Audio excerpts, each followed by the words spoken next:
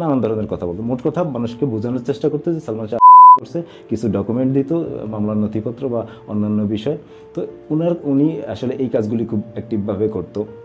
এবং এইবারও উনি 19 অক্টোবর পর্যন্ত খুব অ্যাক্টিভ ছিল ফেসবুকে। বিভিন্ন পোস্টে কমেন্ট করতো, রিপ্লাই দিত, বা অন্যের পোস্টে অন্যের কমেন্টে গিয়ে রিপ্লাই দিত। এই কাজগুলি খুব সক্রিয়ভাবে করতো।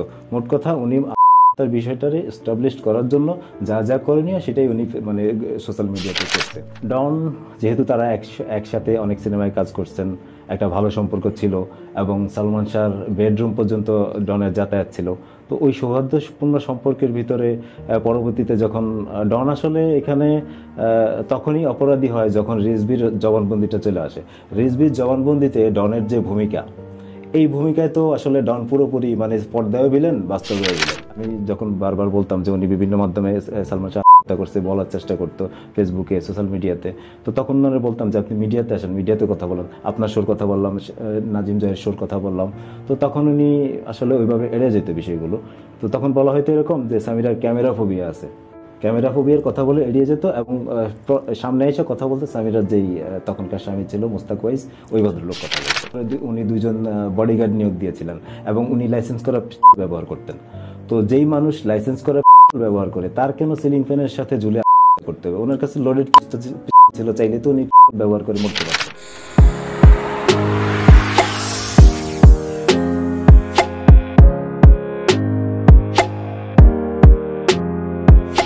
খুব টু দি পয়েন্টেই শুরু করি যে হঠাৎ কেন অনেক রকম কথা সারফেস সাউন্ডে শোনা যাচ্ছে যে হঠাৎ কেন সালমান শাহ ইস্যুটা রেইজ হলো, তোমার বিশ্লেষণটা? এই মামলা তো মানে সেই সালমান শাহ মারা যাওয়ার পর থেকেই অপমৃত্যু মামলা হয়েছিল। তখন এরপর আবার মামলা করা হয়, ওনার বাবা মামলার জন্য আবেদন করছিলেন। আচ্ছা, তো তখন থেকেই আসলে মামলা হিসেবে নেওয়া হয় নাই, ওইভাবেই চলতেছিল। ওই অপমৃত্যু মামলার শুনানি একের পর এক হইতেছে, কিন্তু হত্যা মামলা হিসেবে নেওয়া হচ্ছিল না। আজকে এত বছর পরে, 29 বছর পর আবার যখন শুনানি হলো, তখন এই মানে এখন বর্তমানে যেই আছে মানে সরকার আছে, এই সরকার আসার পরে মামলাটা আবার আলোচনায় আসছে, এবং একটা শুনানিতে 13 অক্টোবর শুনানিতে যখন এই মামলার আদ্যপান্ত যা আছে আবার শুনলো সব কিছু বিস্তারিত। শোনার পর মহামান্য আদালত তখন একটা রায় দিল এরকম যে এই রিভিশন শুনানির রায় 20 অক্টোবর ঘোষণা করা হবে। আচ্ছা আচ্ছা আচ্ছা। এরপর 20 অক্টোবর আসার পর যখন এই মামলার বাদী পক্ষের যে আর্জি বা অন্যান্য যে বিষয়গুলো আছে এগুলো আলোচনা করার পর, পুরো বিস্তারিত বিষয় বলার পর, তখন রায় ঘোষণা করা হলো যে এইটি যাতে মামলা হিসেবে নেওয়া হয় এবং পুনরায় তদন্ত করে মহামান্য আদালতে দাখিল করা হয়। আচ্ছা আচ্ছা, কিন্তু এটা কি ফাইলটা কি তামাদি হয়ে গিয়েছিল কিনা? বা না, মামলা তো চলছিল, শুনানি হচ্ছিল, মানে এমন না যে বন্ধ হয়ে গেছে, শুনানি চলতেছিল। আচ্ছা আচ্ছা। কিন্তু আমরা অবস্থা যেটা দেখতে পাই যে নিউ ইয়র্ক থেকে ইলিয়াস হোসেনের একটি লাইভে যখন সালমান শাহর মা আবার কথা বললেন, আবার না বোধহয় এবারই প্রথম কথা বললেন, এবং এবারই প্রথম দীর্ঘ আলাপ ছিল, এবং তারপর পরে এটি ইয়ে হলো। তো তোমার ব্যক্তিগত অভিমত এবং ব্যক্তিগত আশাবাদ কি এই পর্যায়ে এসে?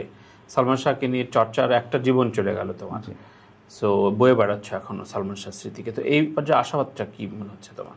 এখন আমরা বিশ্বাস করি সালমান শাহকে হত্যা করা হয়েছে, সেই জায়গা থেকে এত বছর পরে যেহেতু মামলা হিসেবে আমলে নেওয়া হয়েছে এবং পুনরায় তদন্ত করার নির্দেশ দেওয়া হয়েছে, আশা করি এই ঘটনার নেপথ্যে যে সত্য আছে সেই সত্য বেরিয়ে আসবে, এবং এই মৃত্যুর নেপথ্যে যাদের দায় আছে তারা অবশ্যই মানে শাস্তি পাবে।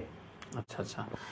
আর দুটো ইস্যু, সেটা হচ্ছে এটা আগেও আমরা আলোচনা করেছি যে সালমান শাহর মা একটা চরিত্র এবং তার স্ত্রী একটা চরিত্র, এবং বিচ্ছিন্নভাবে ইন্টারভিউতে কিন্তু একে অপরকে নানানভাবে কটাক্ষ করে, দোষারোপ করে।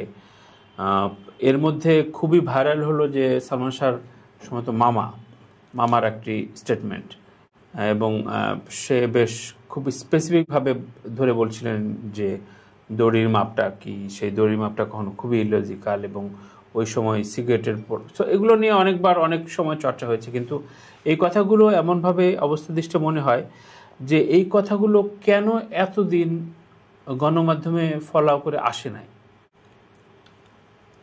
এগুলি বিচ্ছিন্নভাবে আগেও আসছে, হয়তো ওইভাবে আলোচনায় আসে নাই। তো এইবার যখন এই মামলাটা মামলায় রূপান্তর হয়েছে, এবার অনেক কিছুই মিডিয়াতে প্রকাশ হয়েছে এবং আগেও বিভিন্নভাবে বলা হয়েছে, কিন্তু ওইভাবে কিন্তু কেউ আমলে নেয় নাই। এবং অতীতে যারা তদন্ত করছে তারাও অনেক বিষয়ে আমলে নেয় নাই খুব গুরুত্ব সহকারে। যেমন যে সিলিং ফ্যানের কথা বারবার বলা হয়, ওই সিলিং ফ্যান, একটা মানুষ যদি ওই সিলিং ফ্যানে ঝোলে, ওই সিলিং ফ্যানে ওই ধরনের আলামত কিন্তু নাই। সিলিং ফ্যানের উপরে যে বাটি থাকে, ওই বাটিটার উপরে যখন রশি গিট দেওয়া হয়েছে, ওইটার চাপে কিন্তু ভেঙে যাওয়ার কথা, কিচ্ছু হয় না, একদম অক্ষত অবস্থায় আছে। এবং যেই রশিতে ঝুলে আত্মার কথা বলা হয়, ওইটা হচ্ছে একটা স্কিপিং রোপ, এবং আরেকটা হচ্ছে আয়রনের যেই তার থাকে, ওই তারটা দুইটা গিট দিয়ে ওই ইয়াতে ফ্যানের সাথে বাঁধা হয়েছে। এখন এই ধরনের অনেক বিষয় আছে, সিলিং ফ্যান এবং সেই দুইটা রশি, এই ইস্যুগুলি যদি মনে করেন যে আরও মানে গভীরভাবে খতিয়ে দেখা হতো, আমার মনে হয় যে এই বিষয়গুলি নিয়ে মানে এখন এইভাবে আসলে কথা বলার প্রয়োজন হতো না, তখনই আসলে সত্যটা বের হয়ে আসতো। মানে এই তদন্তে কিছু কিছু গাফিলতি আছে যেটা আমাদের দৃষ্টিতে মনে হয়, বা ওই পরিবারের, সালমান শাহ পরিবারের দৃষ্টিতে মনে হয়, তারা তো সেটা বলবেই। তো এই বিষয়গুলি বলা হয়েছে, কিন্তু ওইভাবে আমলে নেওয়া হয়নি, আচ্ছা, আলোচনায় আসেনি আর কি। কোন ধরনের প্রভাব খাটিয়েছে বিগত সরকার আমলে বা কোনো একটা এজেন্সি মারফত, এই ধরনের কোনো খবর আছে কিনা? অনেক ধরনের কথাই শোনা যায় এখন, এইসব কথার ভিত্তিতে আসলে এভাবে বলাও সম্ভব না। তো যেহেতু আসামির তালিকায় যারা আছে তারা তো সাধারণ কেউ না, মানে সামিরা, আজিজ মোহাম্মদ ভাই, অন্যান্য যারা আছে সবাই তো মোটামুটি প্রভাবশালী। তো এই ধরনের আসামি যেহেতু একটা মামলায় থাকে, তো সেখানে প্রভাব খাটানোটা অযৌক্তিক কিছু না, হইতেই পারে অনেক কিছু নেপথ্যে। এখন নেপথ্যের বিষয় তো আসলে সামনে থেকে বোঝা মুশকিল, যেহেতু 29 বছর পর, 29 বছর একটা অপমৃত্যু মামলা হিসেবে ছিল, এত বছর পরে মামলা হিসেবে আমলে নেওয়া হয়েছে, তাহলে এই 29 বছর কেন মামলা হিসেবে নেওয়া হলো না? এরকম অনেক প্রশ্ন থেকে যায় কিন্তু। একদমই। এবং তাহলে এই মামলা ইস্যু রুজু হবার পরপরই সামিরার বাড়ি থেকে চলে যাওয়া, মানে আমরা বলছি না যে পালিয়ে গেছে, কারণ সেটা তো জানি না, চলে যাওয়া, এবং গাড়ি সহ বেশ কয়েকটা চ্যানেল অলরেডি রিপোর্ট করলো তাদের পার্সোনাল গাড়িগুলো নেই, দারোয়ান বলল যে হঠাৎ করে চলে গেছেন। তো এইটাকে কিভাবে ব্যাখ্যা করেন? উনি আসলে সবসময় বলতো সালমান শাহ আত্মহত্যা করছে, উনি বিভিন্ন ইন্টারভিউতে বলতো, এবং ফেসবুকে খুব অ্যাক্টিভ ছিল। একটা সময় ওয়ার্ডপ্রেস খুলেও সেখানে মানে তার লেখালেখি বা বিভিন্নভাবে বিভিন্ন ডকুমেন্ট দিয়ে বলার চেষ্টা করতো যে সালমান শাহ আত্মহত্যা করছে। এবং যারা মানে বিচার চায়, সালমান শাহ বিশ্বাস করে এবং বিচার চায়, তাদের সাথে যোগাযোগ করতো, তাদেরকে বোঝানোর চেষ্টা করতো যে সালমান শাহ করছে, যোগাযোগ করতে। হ্যাঁ, যোগাযোগ করতে। আমার সাথেও যোগাযোগ হয়েছে, আমার সাথেও কথা হয়েছে, এবং অনেক ভক্তর সাথেই, মানে ফেসবুকে যারা অ্যাক্টিভ সালমান শাহ বিষয়ে, তাদের সাথে উনি নিজে থেকে যোগাযোগ করতো এবং তাদেরকে বোঝানোর চেষ্টা করতো। অনেকে বাসায় ইনভাইট করছে, অনেকে গেছে, মানে সালমান শাহ আত্মহত্যা করছে এটা নিয়ে যাতে আর কথা না বলে, মানে যে মারা গেছে তাকে শান্তিতে থাকতে দাও, এটা সেটা নানান ধরনের কথা বলতো। মোট কথা মানুষকে বোঝানোর চেষ্টা করতো যে সালমান শাহ আত্মহত্যা করছে, কিছু ডকুমেন্ট দিত, মামলার নথিপত্র বা অন্যান্য বিষয়। তো উনি আসলে এই কাজগুলি খুব অ্যাক্টিভভাবে করতো। এবং এইবারও উনি 19 অক্টোবর পর্যন্ত খুব অ্যাক্টিভ ছিল ফেসবুকে, বিভিন্ন পোস্টে কমেন্ট করতো, রিপ্লাই দিত, বা অন্যের পোস্টে, অন্যের কমেন্টে গিয়ে রিপ্লাই দিত। এই কাজগুলি খুব সক্রিয়ভাবে করতো। মোট কথা উনি আত্মহত্যার বিষয়টারে এস্টাবলিশ করার জন্য যা যা করণীয় সেটাই উনি মানে সোশ্যাল মিডিয়াতে করছে। তো 19 তারিখ পর্যন্ত উনি অ্যাক্টিভ ছিল। 20 তারিখে যখন রায় হলো, এরপর থেকে আর ওনার কোনো খোঁজখবর নেই। ওনার বিভিন্ন ফোন নাম্বার বা ফেসবুক সমস্ত কিছু মানে একদম স্থবির। মানে এটাকে কিভাবে দেখছো তুমি? এখন উনি যদি আসলে অপরাধী নাই হইতো, ওনার এই মৃত্যুর সাথে যদি সংশ্লিষ্টতা নাই থাকতো, তাহলে উনি এত হঠাৎ করে মানে চুপ হয়ে গেলেন কেন? আর ওনার মানে বাড়িতে নাই, তার মানে একরকম পালিয়ে যাওয়া। তো উনি যদি আসলে একদম ক্লিন ইমেজের হইতো, অবশ্যই উনি পুলিশের সাথে যোগাযোগ করতো, বা উনি ওনার যেটা আসলে করণীয় সেটা করতো। তো পালিয়ে যাওয়ার তো কোনো দরকার ছিল না। আবার দেখলাম ওনার এখনকার বর্তমান যে স্বামী, উনি মহামান্য হাইকোর্টে গিয়ে হাইকোর্টের বারান্দায় দাঁড়িয়ে আছেন, একটা গণমাধ্যমে এসেছে, তার মানে ওনারা আগাম জামিনের চেষ্টা করতেছেন, সেটা করবেই। তো আগাম জামিন নিয়ে হয়তো বা আবার প্রকাশ্যে আসবেন, এরকম চিন্তা ভাবনা আছে। এখন যেহেতু মামলা হয়েছে, তো পুলিশ তো তাদেরকে গ্রেপ্তার করবে, এটাই স্বাভাবিক। মামলার বিপরীতে তাদেরকে গ্রেপ্তার করা উচিত না? তো 20 তারিখ রাতে, 21 তারিখে যখন মামলা হয়েছে, এরপর থেকে আজকে কত তারিখ, 6 তারিখ, বা তো এখন পর্যন্ত কিন্তু পুলিশ তাদের গ্রেপ্তার করে নাই, বা তাদের এই তথ্য প্রযুক্তির যুগে মানে তাদের কোনো হদিশ পাওয়া যাচ্ছে না, যারা আসামি দেশের অভ্যন্তরে যারা আছে। তো এই মামলারই আরেক আসামি ডন সাহেব, উনিও ফেসবুকে মোটামুটি অ্যাক্টিভ দেখি, বিভিন্ন জায়গায় কমেন্ট করে। তো যেহেতু মামলা, তো আসামি তো গ্রেপ্তার করতে হবে, তো গ্রেপ্তারের কোনো আলামত দেখতেছি কিন্তু ডন তো একটা স্টেটমেন্ট দিলেন যে আমি নিজে আত্মসমর্পণ করব, পালিয়ে তো যায়নি। পালিয়ে যায়নি, তাহলে আত্মসমর্পণ কি করছে? যখন বলছে যে 2-3 দিনের ভিতরে আত্মসমর্পণ করবে, তো সেটা কি করছে এখন পর্যন্ত? আমার তো মনে হয় না মানে এরকম কিছু ঘটলে তো অবশ্যই মিডিয়াতে আসতো। আচ্ছা আচ্ছা, আমি জানি সালমান শাহকে নিয়ে নকিবের মতো গবেষণা কেউ করেনি, এটা খুব বোল্ডলি বলা যায়। তারপর আমি সালমান শাহর ঘিরে যে 4-5টা চরিত্র সম্পর্কে মূল্যায়ন শুনতে চাব। সালমান শাহর মা, তুমি তাকে কিভাবে মূল্যায়ন করো? এখন উনি তো মা, ওনার গর্ভ থেকে জন্ম নিয়েছেন ইমন, এবং পরবর্তীতে সালমান শাহ হয়েছেন। তো মায়ের তো সন্তানকে ঘিরে একটা ভালো লাগা, ভালোবাসা থাকবেই। উনি ছেলে হারাইছেন, তো আমরা যেহেতু ওনার ছেলের ভক্ত, পর্দায় ওনার অভিনয় দেখে ভক্ত হয়েছি। তো উনি যেই ছেলে জন্ম দিয়েছেন, ওনার কীরকম লাগে উনি ভালো জানেন। সেটা তো আসলে আমরা ওই ফিলিংসটা আমরা হয়তো বা বুঝবো না। তো ওনার জায়গা থেকে উনি রাইট আছেন, এবং উনি ওনার ছেলের বিচার চান, এটা তো চাওয়ার দোষের কিছু না। তো এখন উনি যখনই বিচার চান, তখনই মানে ওনাকে ঘিরে বিভিন্ন ধরনের গুজব বা বিভিন্ন ধরনের রসালো বক্তব্য ছড়িয়ে দেওয়া হয়, ওই আলোচনাগুলি সামনে নিয়ে আসা হয় যে ওনার রাজনৈতিক বিষয় নিয়ে বা অন্যান্য বিষয় নিয়ে, ব্যক্তিগত চরিত্র নিয়ে এই ধরনের যে মন্তব্যগুলি চলে আসে সামনে। এইটা মানে সবসময় একটা মানে দেখছি যে যখনই সালমান শাহর মৃত্যুর বিষয়টা, হত্যার বিষয়টা আলোচনায় আসে, তখনই এই বিষয়গুলি সামনে চলে আসে। এটা কেন মানে মূল বিষয়টি ফোকাসে না রেখে। তা এখন উনি যেহেতু রাজনীতি করছেন, এবং উনি এরশাদের রাজনীতি করছেন, এরশাদ সাহেব যখন জেলে ছিলেন তখন কিন্তু উনি সক্রিয় রাজনীতিবিদ। হ্যাঁ, উনি এরশাদ সাহেবের মুক্তির বিষয়ে আন্দোলন করছেন, বা ওই সময় উনি সক্রিয় ছিলেন। তো উনি যেহেতু ওই দলের একটা অংশ ছিলেন, তো উনি রাজনীতি করবেন না? উনি ওই বিষয় নিয়ে কথা বলবেন না? তো এই বিষয় নিয়ে যখন আলোচনা হয়, চরিত্র স্খলনের চেষ্টা করা হয়, এটা করা হয়, বরাবরই মানে করা হচ্ছে, এবং এখনো যে মানে করা হয় না এমন না, এখনো এইসব বিষয়গুলি নিয়ে সামনে টাইনে আনা হয়। তো এটা আমি মনে করি যে এই বিষয়গুলি টানা হেঁচড়া করার অন্যতম কারণ, যাতে সালমান শাহ ইস্যুটা স্থবির হয়ে যায় এবং ওই আলোচনাটা চলমান থাকে। তো এখন একটা মা, সে যদি খারাপও হয়, তার কি তার সন্তানের বিচার চাওয়ার অধিকার নাই? সেটা নিয়ে সে কথা বলবে না?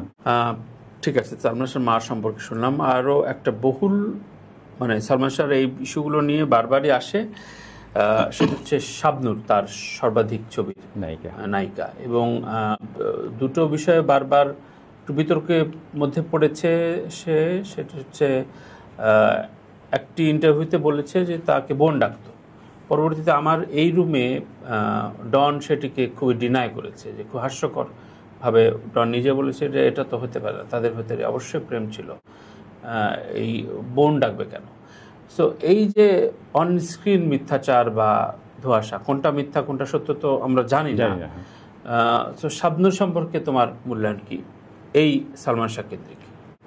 শাবনূর একজন নায়িকা, এবং মৌসুমীর সাথে যখন জুটি ভেঙে গেছে, মৌসুমীর সাথে অভিনয় করবে না, তখন কিন্তু সালমান শাহ শাবনূরকে বেছে নিয়েছেন এবং তার সাথে একের পর এক সুপার ডুপার হিট সিনেমা উপহার দিয়েছেন। তো একটা জুটি যেহেতু দাঁড়াইছে, সেই জুটি নিয়ে তো ধরেন অনেক ধরনের গসিপ গুজব থাকবেই, এবং তখনও এটা ছিল। এখন এই জুটি দিয়ে যারা সিনেমা তৈরি করেছেন এবং খুব ভালো ব্যবসা করেছেন, তাদের একরকম বিষয়। আর যারা চেষ্টা করেছেন এই জুটিকে ব্যবহার করতে পারেন নাই, তারা নানাভাবে নানা সময়ে নানান ধরনের গসিপ করেছেন, এটাই স্বাভাবিক, করবেই। তো ওই সময়ে এতগুলো সিনেমার যে সর্বাধিক সিনেমার নায়িকা, যে তাকে নিয়ে এবং সালমান শাহকে নিয়ে অনেক ধরনের গুজব তখন কিন্তু চলছিল, এবং প্রচ্ছদ সর্বস্ব ম্যাগাজিন বা সিনে সাপ্তাহিকী বা সিনে পত্রিকা যা ছিল, সেখানে নানা ধরনের গুজব, নানা ধরনের মিথ্যাচার, এবং মানে তখন মন গড়া অনেক নিউজ প্রকাশিত হয়েছে। এইটা আসলে কেন, কে বা কারা করেছে তারা ভালো জানে। এবং সর্বশেষ যেই বিষয়টা সবচেয়ে বেশি আলোচিত হয়েছে এই বিষয়টার, সেটা হচ্ছে যে সালমান শাহ শাবনূরকে বিয়ে করেছেন, এই ধরনের একটা নিউজ কিন্তু তখন একটা সিনেমার স্টিল পিকচার দিয়ে এই ধরনের একটা নিউজ কোনো একটা সিনে সপ্তাহে কি করেছে। এখন একটা নিউজ, এই ধরনের নিউজ করলে অবশ্যই নিউজের পক্ষে সত্যতা যাচাই করতে হয় বা প্রমাণ থাকতে হয়। তো সালমান শাহ যদি শাবনূরকে বিয়ে করে থাকে, সেই বিয়ের ডকুমেন্টস কোথায়? তখন তারা কি সেটা ছাপছিল? ছাপে নেই, তারা জাস্ট মন গড়া একটা নিউজ করে দিছে। এবং এই নিউজের পরিপ্রেক্ষিতে যে কি হইতে পারে, পরবর্তীতে সালমান শাহ কত ধরনের মানে ঝামেলা পোহাইতে হইতে পারে, এটা তারা চিন্তা করে নেয় হয়তো, বা যদি করতো তাহলে এই ধরনের মিথ্যাচার নিউজ করতো না। এখন এই নিউজ কারা কেন কিভাবে করাইছে সেটা তারা ভালো জানে। এই বিষয়গুলো তদন্ত হওয়া উচিত। কারণ হচ্ছে সেই সময় কিন্তু সালমান শাহ শাবনূর জুটি খুব আলোড়ন সৃষ্টিকারী একটি জুটি ছিল, এবং মানে তাদেরকে ঘিরে অনেক রসালো গুজব ছিল। সেটাতে ছিল, কিন্তু স্টেটমেন্টে যেটা আসছে যে এই যে বোনের সম্পর্ক, পাশাপাশি সামিরা যেটা বলছিলেন যে মানে একটা বিয়ের জন্য চাপ দেওয়া হয় বা শাবনূরের সাথে কথা কাটাকাটি হয় বিভিন্ন মারফত, কয়েকজন মারফত এই ধরনের খবর। এই বিষয়টা তো সালমান শাহ নিজেই ক্লিয়ার করে গেছেন। উনি মারা যাওয়ার আগের সময়টায় যখন এই নিউজটা হয়, তখন কিন্তু উনি মিকাডো চাইনিজ সেন্টারে একটা সংবাদ সম্মেলন করছিলেন, এবং বিস্তারিত উনি নিজেই বইলা গেছেন। তো সেই বইলা যাওয়ার মানে বিষয়টা কি মানে একেবারেই ফেল না? ওনার বক্তব্য যেটা, সেটা তো উনি তখন সংবাদ সম্মেলনে বলছেন, এবং সেই সংবাদ সম্মেলন যিনি আয়োজন করছিলেন নেপথ্যে যে ভদ্রলোক ছিলেন দুলাল খান, উনি তো জীবিত আছেন, উনিও সেই মানে বিষয়টা জানেন, তখনকার এই সংবাদ সম্মেলনের আয়োজন বা এই পুরো গল্পটা কিন্তু উনিও জানেন। তো এখন সালমান শাহ নিজেই স্টেটমেন্ট দিয়ে গেছেন ওই নিউজের পরিপ্রেক্ষিতে।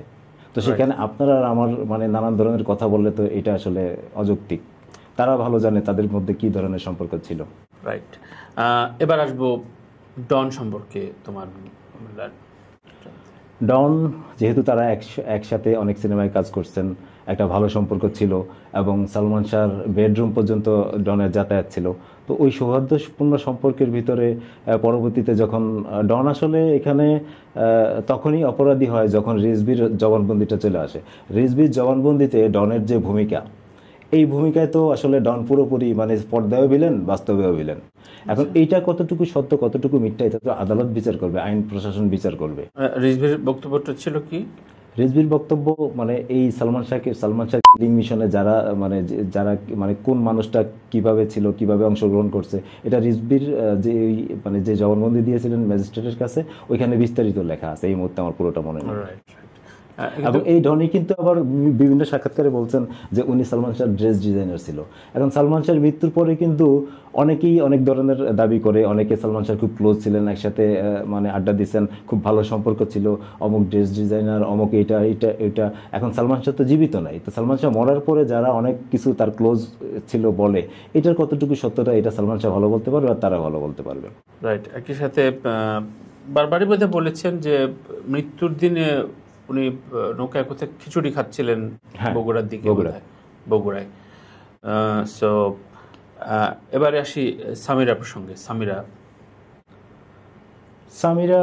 সামিরা যেই সালমান শাহর স্ত্রী, ওই হিসেবে ওনার প্রতি যথেষ্ট রেসপেক্ট আছে, কিন্তু ওনার বিভিন্ন সময়ের বিভিন্ন কথাবার্তা এবং ওনার নিজের যেই উপস্থাপন, এইটা দেখে আসলে ওই শ্রদ্ধাবোধটুকু আর থাকে না বা রাখতে পারি না। একটা সময় ধরেন সালমান শাহ মারা যাওয়ার পরে যখন ওনার ভূমিকা বিভিন্ন পত্রিকায় ম্যাগাজিনে যেভাবে আসছে জানতে পারছি, জানার পরে মনে হইতো যে না, এই উনি সালমান শাহর খুনি। তখন তো কম বয়স ছিল আমার, তো তখন মনে হইতো যে ওনারা যদি কখনো সামনে পাই ফেলবো, এরকম একটা চিন্তা ভাবনা মাথার ভিতরে কাজ করতো। তো ওইটা যখন যত বড় হয়েছি আসলে ওই ভাবনাগুলি এখন আর ভিতরে নাই, কাজ করে না। তো ওনার এই সালমান শাহ মারা যাওয়ার পরে কয়েক বছর পরে কিন্তু উনি কারে বিয়ে করলো? সালমান শাহরই খুব ক্লোজ বন্ধু বা কাছের বন্ধু, তারে বিয়ে করছে। তো ওই ভদ্রলোক এই সালমান শাহ ইস্যু থেকে, এই মামলা বিভিন্ন ঝামেলা থেকে কিন্তু ডাল হিসেবে সামিরাকে বিভিন্নভাবে রক্ষা করছে, এবং গণমাধ্যমের মুখোমুখি হতে দেয় নাই কখনো। উনি নিজে সামনে থেকে কথা বলছেন। তখন বলা হয়তো এরকম যে, আমি যখন বারবার বলতাম যে উনি বিভিন্ন মাধ্যমে সালমান করছে, বলার চেষ্টা করতো ফেসবুকে, সোশ্যাল মিডিয়াতে, তো তখন ওনারা বলতাম যে আপনি মিডিয়াতে আসেন, মিডিয়াতে কথা বলেন, আপনার শোর কথা বললাম, নাজিম জয়ের শোর কথা বললাম। তো তখন উনি আসলে ওইভাবে এড়ে যেত বিষয়গুলো। তো তখন বলা হয়তো এরকম যে সামিরার ক্যামেরা ফোবিয়া আছে, ক্যামেরা ফোবিয়ার কথা বলে এড়িয়ে যেত, এবং সামনে এসে কথা বলতে সামিরার যেই তখনকার স্বামী ছিল মুস্তাক ওয়াইস, ওই ভদ্রলোক কথা বলতো। তো একটা সময় যখন পিবিআইর তদন্ত প্রতিবেদন দাখিল করা হলো, জমা দেওয়া হলো, তারপরে দেখলাম উনি ইউটিউবার বাসায় ডেকে নিয়ে কথা বলেন। পরবর্তীতে সুপন রায়, যিনি সালমান শাহকে নিয়ে বই লিখেছেন, ওনাকে ডেকে নিয়ে কথা বললেন, এবং এরপর একের পর এক বিভিন্ন গণমাধ্যমে উনি কথা বললেন।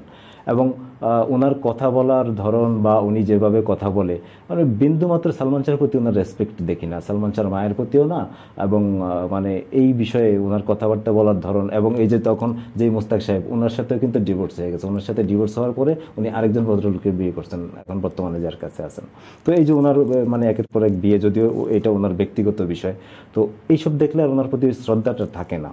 এবং সালমান শাহর প্রতি যেই মানুষের শ্রদ্ধা নাই, সালমান শাহর পরিবারের প্রতি যেই মানুষের শ্রদ্ধা নাই, তার প্রতি শ্রদ্ধা কিভাবে আসবে বলেন?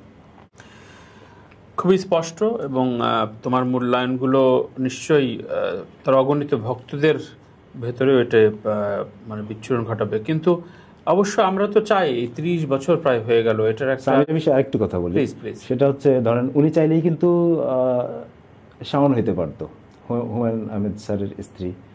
তো ওইটা জানি না ওনার পক্ষে হওয়া সম্ভব ছিল কিনা।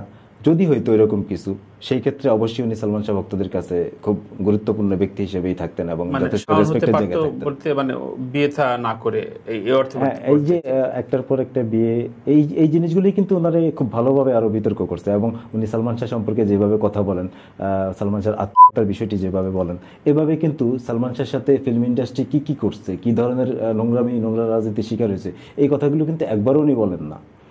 ধরেন সালমান শাহ নেগেটিভ সাইড বা একটু তার বিষয়টা খুব জোরালো ভাবে বলে, কিন্তু সালমান শাহ যে ফিল্ম ইন্ডাস্ট্রিতে নিগৃহীত হয়েছে, ওনারা যে বয়কট করা হয়েছে দুইবার, উনি মৃত্যুর আগের সময়টাও কিন্তু নিষিদ্ধ ছিল ফিল্ম ইন্ডাস্ট্রিতে, এই যে এইসব ঘটনাগুলি কিন্তু উনি ওইভাবে বলে না। এখন হয়তো এটা চিন্তা করে, মানে উনি কোন অর্থে বলে না জানি না, হয়তো চিন্তা করে যে উনি যদি এইসব বলে হয়তো ফিল্ম ইন্ডাস্ট্রির যারা সংশ্লিষ্ট যারা আছে তারা হয়তো অন্যের উপরে খেপে যেতে পারে, তাদের সিম্পেথিটা হয়তো পাবে না, কি অর্থে বলে না জানি না। কিন্তু উনি এই যে এই কথাগুলো কেন বলে না? সালমান শাহর সাথে ফিল্ম ইন্ডাস্ট্রি কি আচরণ করছে এটা সবাই জানে। তুচ্ছ কারণ দেখিয়ে ওনাকে কিন্তু প্রথমে 2 সপ্তাহ বয়কট করা হয়েছিল শিল্পী সমিতি থেকে, এটা সবাই জানে। এবং পুরনো একটা চুক্তির জের ধরে ওনার বিরুদ্ধে নালিশ দিয়ে ওনাকে 2 মাস না 1 মাসের জন্য নিষিদ্ধ করা হয়েছে। চলচ্চিত্র যতগুলো সংগঠন আছে, শিল্পী সমিতি হতে আরম্ভ করে যে কয়টা সংগঠন আছে, প্রযোজক সমিতি, সব মিলে ওনাকে কিন্তু বয়কট করা হয়েছে। তো এই যে শিডিউল জটিলতা তৈরি করে দেয়া, বা এই যে তাকে নিয়ে নানা ধরনের নোংরামি, মিথ্যাচার, এই নোংরা রাজনীতি করা, তার বিরুদ্ধে গুজব নিউজ করা, গুজব রটিয়ে দেয়া, একটা মানুষের মানে এই ক্যারিয়ার ধ্বংস করার জন্য একটা যে চক্র বা একটা মহল যে উঠে পড়ে লাগছে, এটা তো সত্য, এটা তো মিথ্যা না। ফিল্ম ইন্ডাস্ট্রির সেই তখনকার সবাই জানে। এইসব বিষয় নিয়ে কিন্তু সামিরা কখনোই কথা বলে না। সে বারবার নিজের দায়মুক্ত করার জন্য মানে খুব দাম্ভিকতার সহিত বলে যে সালমান শাহ আত্মহত্যা করছে। তো এই মানুষের প্রতি ভক্তদের রেসপেক্ট কিভাবে থাকবে? আমরা বলতে চাচ্ছি এটাকেই স্টাবলিশ করার একটা মুহুর্মুহ প্রতিযোগিতা বা চেষ্টা সে করেছে। আর আরেকটা বিষয় যে সালমান শাহ কিছুক্ষণের জন্য ধরে নিলাম সালমান শাহ আত্মহত্যা করছে, তো যেই মানুষ যার উপরে 3বার হামলা হয়েছে 3 জায়গায়, আবাহনী মাঠের কাছে, তারপরে চট্টগ্রামে, পূর্ব তেজতুরি বাজারে প্যাকেজ নাটকের শুটিংয়ে, তো এরপরে যখন উনি নিজের জীবনের নিরাপত্তা চেয়ে প্রেস ক্লাবে মানববন্ধন করলেন, সেই মানববন্ধনের আয়োজকও কিন্তু মানে দুলাল খান বা রবি আরমানরা ছিল তখন। তো এই রাষ্ট্রের কাছে বা প্রশাসনের কাছে, দেশের জনগণের কাছে উনি কিন্তু নিজের জীবনের নিরাপত্তা চেয়েছিলেন। এরপরে উনি 2জন বডিগার্ড নিয়োগ দিয়েছিলেন এবং উনি লাইসেন্স করা ব্যবহার করতেন। তো যেই মানুষ লাইসেন্স করা পিস্তল ব্যবহার করে, তার কেন সিলিং ফ্যানের সাথে ঝুলে আত্মহত্যা করতে হবে? ওনার কাছে লোডেড পিস্তল ছিল, চাইলে তো উনি ব্যবহার করে মরতে পারতেন। খুবই যৌক্তিক এবং খুবই প্রশ্ন তৈরি করে এসব বিষয়গুলো। এবং আর যে বিষয় মানে যেই ঘটনা সালমান শাহের সাথে ঘটছে ওই ফ্ল্যাটে 5 সেপ্টেম্বর রাতে বা 6 সেপ্টেম্বর সকালে, সেম ঘটনা যদি সামিরার সাথে ঘটতো, সালমান শাহ কি নিস্তার পাওয়া সম্ভব ছিল বা পেতেন নিস্তার? আমার তো মনে হয় না। তার মানে তুমি এখনো সন্দেহের তীর সামিরার দিকেই।